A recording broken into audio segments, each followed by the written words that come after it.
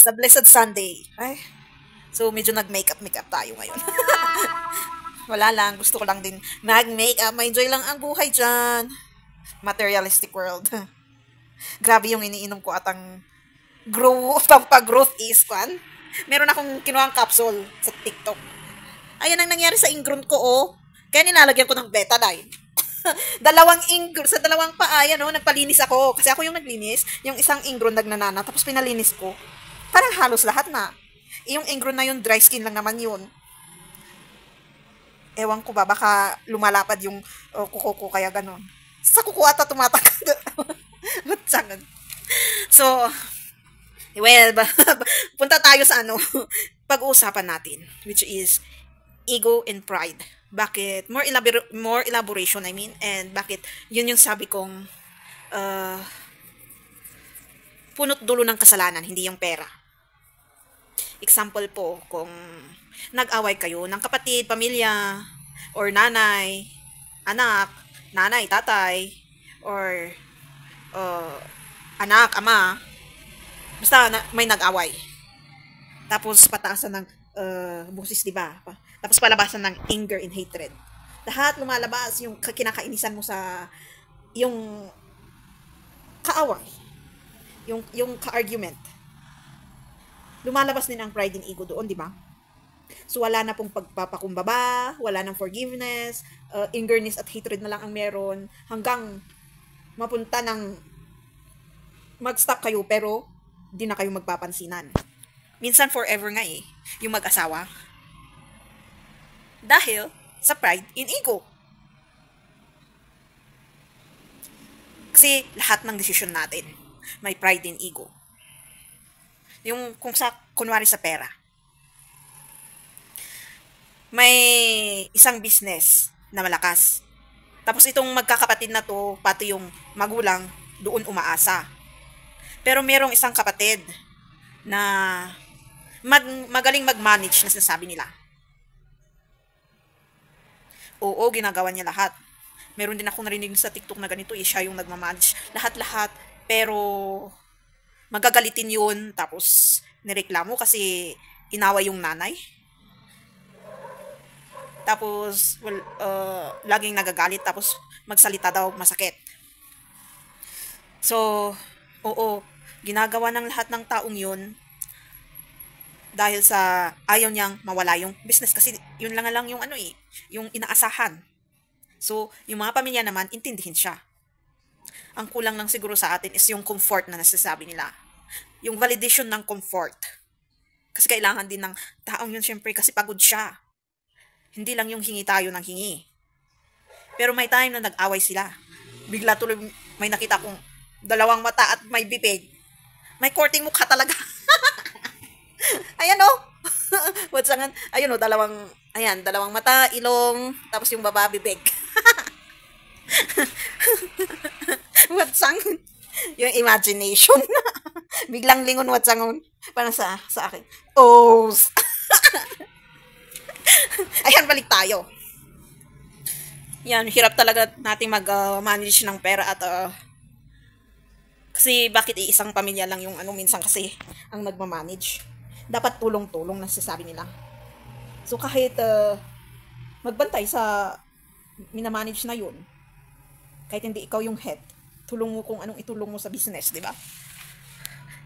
Tapos ayan, mag-aaway kayo, ganito, ganyan, pati kinakainisan, ganito, ganyan. Yung kine-question mo yung nagmamanage na yun kung talaga bang hinahati niya ng fair. Pwede niyang medyo taasan yung sa kanya kasi siya ang magmamanage kasi mahirap din naman.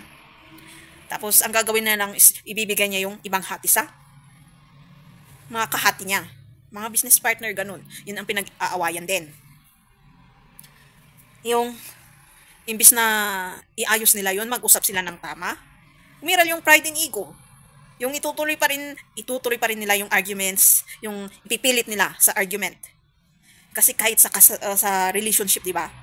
Sa mag-asawa or mag-boyfriend, girlfriend, or mag-best friends, magkakaibigan, at sa isang trabaho, boss at empleyado sa boss, at mga empleyado, magka-co-workers. kung may hindi pagkakaunawaan is ipipilit hanggang ako ang tama. Yes. Lagi yun yung sinasabi ng isa't isa. Wala talagang magbababa ng kanilang pride and ego. Pride is kung ano ba kasing pagkakaiba ng pride and ego. Parang may pagkakaparehas yung pride and ego pero may pagkakaiba sila. Pride is kung yung emotional mo is mataas na nga lang, yung hatred and angers andon, ipipilit mo pa din. Ego, which is yung iniisip mo, is ipipilit mo din. So, may nag-knock-knock. Balik tayo. Ayan.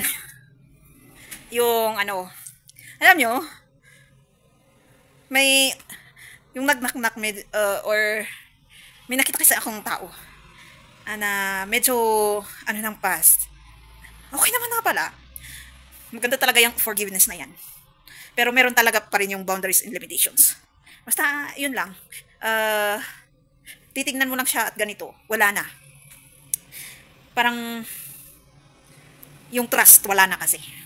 Pero yung luwag ng loob. Kasi, inalis mo na sila.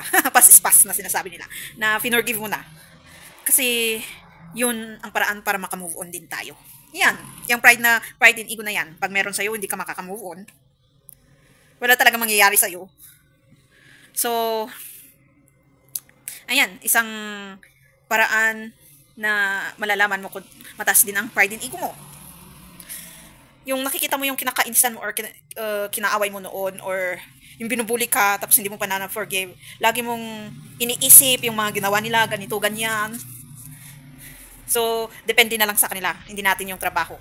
Kung aanuin pa rin nila yung boundaries and limitations na binibigay mo.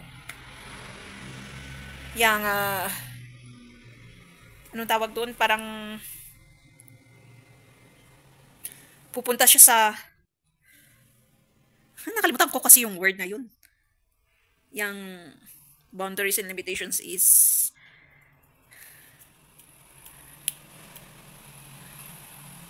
ipipilit pa rin nila yung sarili nila. Yung gusto nilang makuha. Yung dating pinurso nila sa'yo, pero hindi nila nakuha. Ayun. Hindi ko kasi mahanap yung isang word. Yung inapakan nila below the belt already, yung limitations and validations. So, parang yung naramdaman ko noon na magnet, na parang love spell, wala na. As in, wala. Cut na. So, parang yung naramdaman ko siguro noon na magnet, syempre yung ritual yun at black magic na ginawa nila. Tapos, sabay-sabay pa. Tapos yung excitement na kakaiba na sinasabi ko is, yung sinabi ko doon sa kunento ko, sa aking istorya.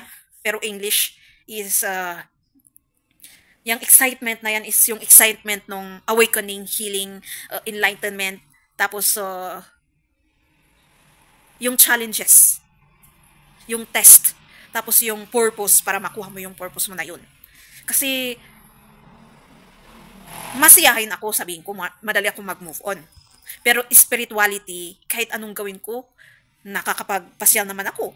Nakakapag-ipon para makuha ko yung gusto ko, yung mapasyalan kung anong gusto kong mapasyalan. Nakikita niyo naman yung past vlogs ko, may mga travels. Pero meron pa rin hinahanap within na sinasabi nila. Iyon pala yung abundance na pinag-uusapan din natin. Yung spirituality na sinasabi nila. Pag nahanap mo na yun, yung spark sa mata na sinasabi nila. Yung lagi nila, kasi minsan binabanggit nila lagi yung mata eh. Kasi meron din akong nakasalamuhan na classmate noon, tapos nag-picture kami, nakasmile naman to. Tapos sabi ng ate daw niya sa kanya, alam mo, sabi ng ate ko sa akin nung nakita niya yung pictures natin, nung tinitignan niya yung mata mo, ako yung tinutukoy malungkot ka daw, napakalungkot mo. Well, hindi ko yun i-deny. Kasi meron talaga akong hinahanap na hindi ko maintindihan. Ito na pala ito. Sa tingin ko, yung hinahanap nyo na gusto nyong hanapin, na kasiyahan, is ito to, yung abundance spirituality. Kaya, as much as possible, hanapin nyo na yan. Para makuha nyo yung unconditional freedom, unconditional happiness. Is in peace. Na kahit dumating ang problema, yung galit, yung hatred, babalik at babalik pa rin siya sa is in peace. na hindi laging umiiral ang pride and ego. Kasi yun yung, ano eh, yung dumadagan sa atin, kaya maano din, mabigat. Yung dahil sa nararanasan nating hirap sa buhay, problema sa pera, problema sa pamilya, problema sa partner pag may partner ka, problema dito, problema din sa sarili, nagsama-sama yun, dadagan din talaga sa'yo. At lagi mo na lang iisipin yung problema, dadagdag pa yung pride and ego na meron kang i-complain, i-compare, pati sarili mo, sisirain mo, ipipiti mo siya. So, ayan, habang maaga na may naririnig kayong mga ganito na usapan, simulan nyo na. Kasi, para hindi nyo maranasan yung isang bagsakan. Mas mahirap yung isang bagsakan.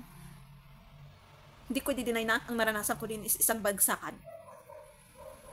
Parang nagsabay-sabay lahat. Buti na lang kinaya ko. Sa tulong ng Diyos. At syempre, yung ibang tao din, yung alam ko may nanonood na, syempre may maganda ang iniisip din. At ang hindi, parehas may benefits. Yung mga nararanasan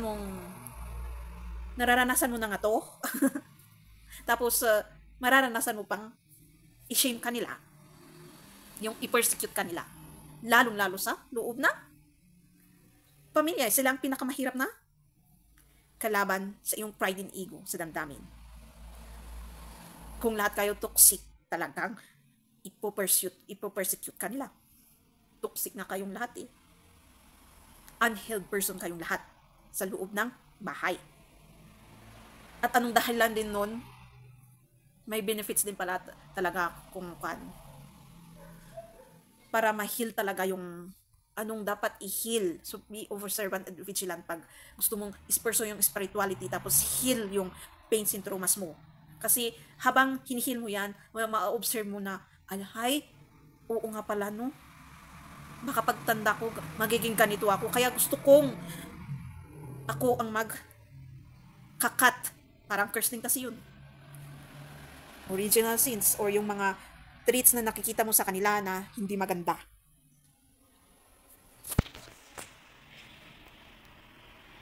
Yung katulad ng pag nag-uusap kayo conversation to conversation, laging yung usapan is complain and compare na bakit kaya ganito ganyan ang buhay. Yung negative na mabigat. Lagi na lang tayong inaapakan, lagi na lang tayong or kung sa wickedness na sasabi nila. Parang business plan na lang na eh, yung usapan ng pamilya eh. Alam mo si ito? Kailangan nating sirain ang pangalan nito para mag-benefit sa atin. Parang ganun ang mga usapan ng masasamang tao, sabihin mo na. Pero pag sa too much humbleness na sinasabi nila, yung maling humbleness is yung pitying na yun. Parehas na jealousy actually yun. At envy. Pero,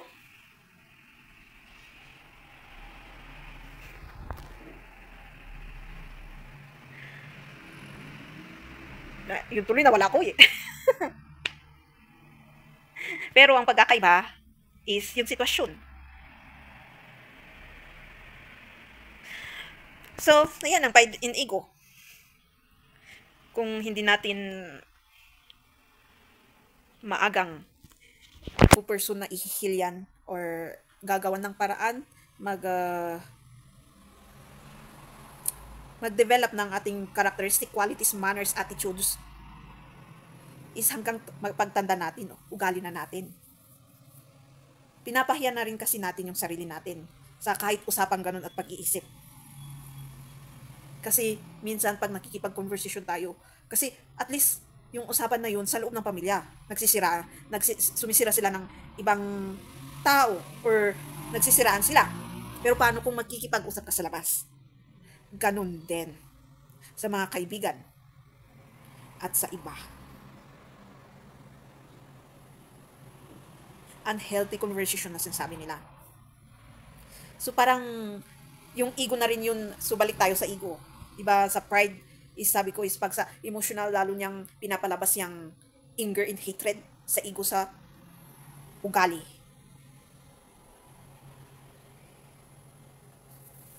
Yung kahit hindi mo kilala yung taong yun, may nasasabi ka na may naiko-connect ka na hindi na totoo.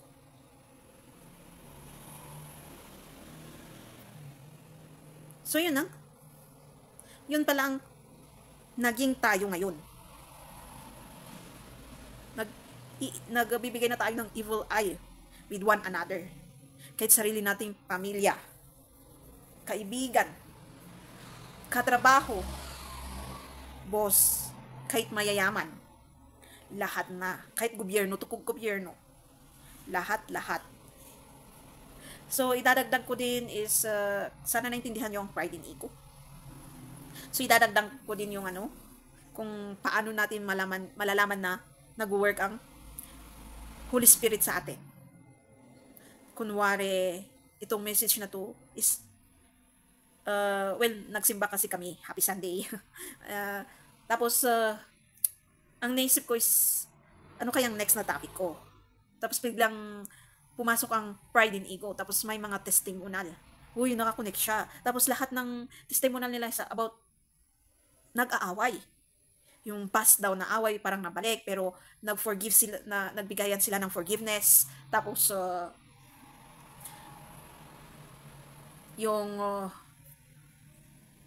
pataasan sila ng, alam mo naman na yun, pagpataasan sila ng ng boses, tapos pabigayan sila ng salita. Pride na yun. And yun nga, napunta sa forgiveness din. So, mostly problema talaga natin is yung pag-aaway sa loob ng bahay, kaibigan.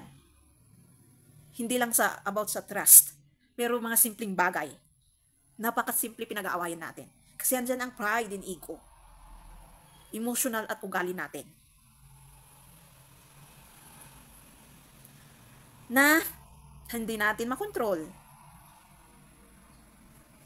Na minsan dahil din sa patient na wala tayong patient, kaya pumunta tayo sa agarang solusyon na hindi tayo naghintay ng baka meron talagang solusyon na darating na nag-lead ng kapahamakan. Yung katulad ng kung gusto mong yumaman, pagra-rush na sinasabi nila. Kaya minsan, kahit kinukuha natin sa mabuting paraan, yung katawan natin, binubugbog naman natin sa hard work. Kaya pagtanda din natin, madaming sakit. Meron pa yung gamot, di man na, hindi ka talaga matutulog at bibigyan ka ng time is 3-4 na lakas. Meron yung mga ganun na gamot eh. Hindi lang drugs. Drugs naman ang gamot, pero yung drugs na meron talagang gamot na ganun daw. Yung inumin mo talaga siya kung gusto mong magpuyat, kasi may mga transaction ka, meron kang, kung ang business mo is about nagpapak, ganun. Kulang ang manpower, bigla ang dumami ang customer. Meron talaga. Kasi drugs is minsan, hindi naman lakas lang ang binibigay, is iniiba din yung iniisip mo. So, hindi mo rin magagawa yung trabaho mong yun. Meron. So, huwag niyong gagawin yun. Aabusuin yung katawan niyo. Kayo ang magsasuffer pagtanda niyo. So, walang rush sa lahat. Kahit yung pride and ego, walang talagang rush. Ang i-recommend ko din para bumaba is as humbleness, pero meron ka pa rin courage and confidence na gawin yung, kung kunwari may gusto kang sabihin, kung low self-esteem ka, or meron kang gustong i-correct, is i-accept mo yung mga kinagagalit mo, kinainis mo, yung hatred mo, yung marunong kang mag-forgive sa sarili mo at sa ibang tao, and reflection. Tapos, minsan, kailangan din nating ugaliing magbigay ng comfort sa ibang tao. Yung mag-please. Kasi isang pleasing yung yung comfort. Kasi kailangan din nating ibigay yung comfort ng iba as yung iba binibigay din sa atin. Comforting one another. Ayan, humbleness na sinasabi nila, yung totoong humbleness. So, pag i-compare natin yung narcissist na two kinds, yung malignant and yung, ano ba yung isa? Malignant and lagi ko narinig yun na, ba't ko biglang nakalimutan? Nagsisimula ata ng yung pitying self na yun na narcissist is pag sa humbleness, yun yung over humbleness, yung pitying narcissist. Tapos yung malignant naman, yun yung wicked narcissist is napaka-humble naman. Ibang humble na yun. Parehas toxic na humbleness, pero hindi na yun balance. Naging masama na siya. So, ay, oo nga pala. Yung sasabihin ko na idadagdag ko. Yung, so, kung mataas din ang pride in ego mo, yun yung sinabi ko nung una, wala kang pagpapakumbaba na sinasabi nila. Pero minsan, kailangan mo munang bigyan ng ng lesson to learn is ang isang tao bago mo bigyan niyang pagpakumbaba na yan sa sinasabi nila. Kasi meron talaga yung ang napakatigas ng ulo. Huwag na natin bigyan niyang ng pagpapakumbaba kung talagang ang tigas. Kasi paulit-ulit niyang i-disrespect. Paulit-ulit kanyang i-disrespect. Pag lagi na lang ikaw nag-a-adjust na sinasabi nila. Kasi meron yung pagpapakumbaba na yan, meron yung adjustment na yan. Yung ikaw na lang nag-iintindi, ikaw na lang lagi ang nag-a-adjust, ikaw na lang ang nagbibigay ng paraan, ikaw na lang lahat. Basta ikaw, pero yung isang taong yun, wala. So, maybe yung hindi pagpapakumbaba sa kanya ay isang paraan para ma-lesson learn niya ang dapat niyang matutunan. Yan na yung boundaries and limitations niya. Pero, parang yun na rin ang respect mo. Kaysa naman, lagi kayong bumabalik sa hatred and anger. Di ba? Kasi hindi rin maganda yun eh. Pabalik-balik. Hindi lalong masisira yung trust. Wala na talaga yung respeto. So yan, balik tayo ulit sa gusto kong idagdag. yung yung Holy Spirit, kung paano natin malalaman na andun siya nag-work sa atin. Biglang nalihis kasi ang usapan. Kung kunwari, kasi sabi ko nga na nag-testimony sila, may natutunan ako. Tapos may ibibigay ako. Tapos may natutunan kayo. Tapos may na-share kayo. Tapos may dadagdag kayo. Ganun po. Connection na sinasabi nila. I learn to him or her, you learn to me, and they learn to me or them. Learning with one another. Isang paraan na ang Holy Spirit ay nasa atin. At andun na rin ang knowledge and intelligence or wisdom. Kasi meron tayong natututunan. Kung kunwari nag-school tayo, nakikinig tayo sa teacher, or may seminars, or any conversations. Nakikinig lang tayo minsan, di ba? Pero walang pumapasok sa isip natin. Yung, wala akong natutunan. Ibig sabihin, common sense na. Wala si tulog yung tulog siguro yung Holy Spirit sa joke. Siguro minsan kasi, late blooming na sinasabi nila. Pero minsan, meron talaga yung hindi natin maintindihan na tao. Yung binibigay na lang ng alang sa kanya, yung free, tapos lahat, advice, motivation, lahat na lang pagkakaintindi niya, negative. Magpasalamat kayo kung may dumating sa buhay nyo, nagmo-motivate at nag-advise. Kasi half of that person's energy ay binibigay niya sa inyo para mag-motivate at mag-advise. Pati mag-preach actually ng mga Bibles kasi binibigay din nila ang wisdom, knowledge, and intelligence nila. Yung mga nagtuturo na teachers, binibigay din nila yung energies nila as yung physical na tumutulong din. Same ang nawawala sa physical na tumutulong at sa spiritual. Spiritual din kasi yung motivation and advice. Sana hindi natin alisin yun. Kasi mawawala talaga yung characteristic value natin kung wala yan. Mawawala yung motivation and advice na ginagawa ng mga ancestors natin dati pero nawawala na ngayong generation na to. Yung sasabihin na lang natin is, bahala ka na sa buhay mo. Kasi pagod tayo eh. Sa kaintinding sa taong yun. Wag. Kaya nga, andyan yung prayer, tapos humingi ng tulong sa Panginoon, na sana yung taong yan. Meron. Hindi pala, sinabi ko sa English actually to. Sa English talking ko sa kabilang channel ko na, hindi naman pala lahat is late. Yung matatanda at may sakit. Hindi pala. Sinabi ko na yung lola ko is parang okay naman siya. Yung pag magkwento na siya, meron pa rin naman yung negative, yung experiences niya hindi maganda. Pero, nawawala yung negativity na sinasabi nila. Tapos, mostly na kinukwento niya na pag nagkikwento is yung nakakatawa na mga ginawa niya daw nung bata siya. Tapos, yung mga experience siyang nakakatawa ganun. So, meron palang talagang gamit yung prayer na yan kay God. Lalo pag determinado kang i-pray yung taong yun, yung gusto mong i-pray wholeheartedly, yung hindi mo basta-basta i-pray na ganito, ganyan, pero dahil yung parang love na gustong-gusto mong tao, kung paano mo i-pray yung taong yun. Meron. So, huwag tayong mapapagod na mag-pray sa isa't isa. Pamilya, kaibigan, kahit hindi mo kilalang tao, lalo-lalo yung gobyerno natin. Kasi, sila ang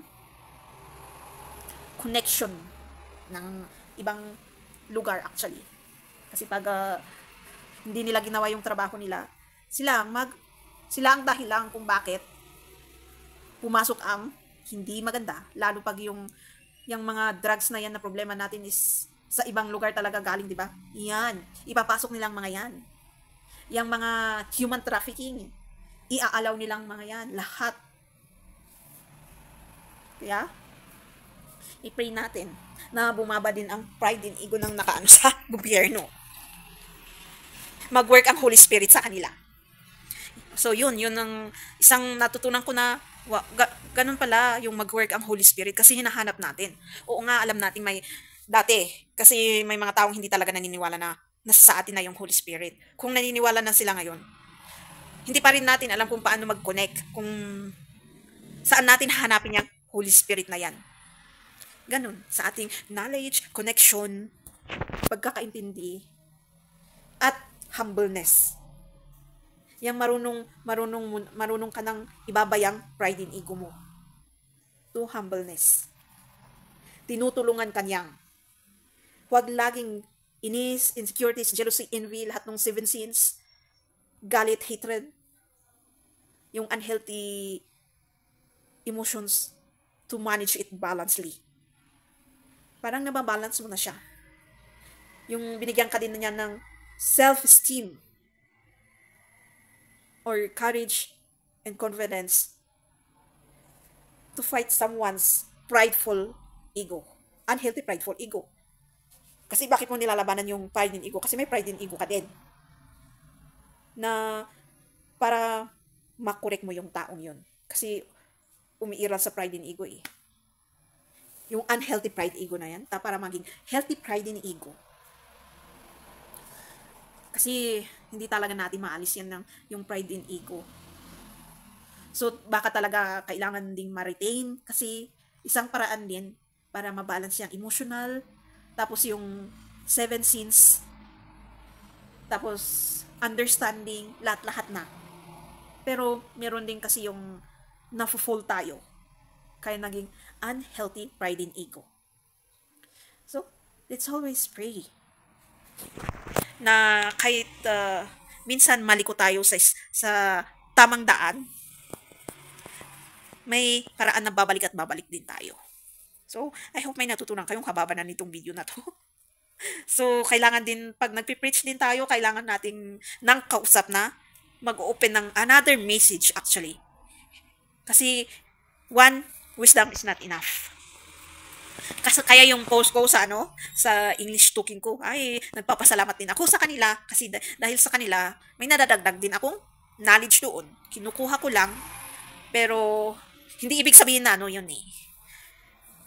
Sabi ko nga sa past na talking ko, okay lang na i-copy mo ang isang tao basta ang purpose mo is pangkalahatan, hindi own purpose or unhealthy purpose.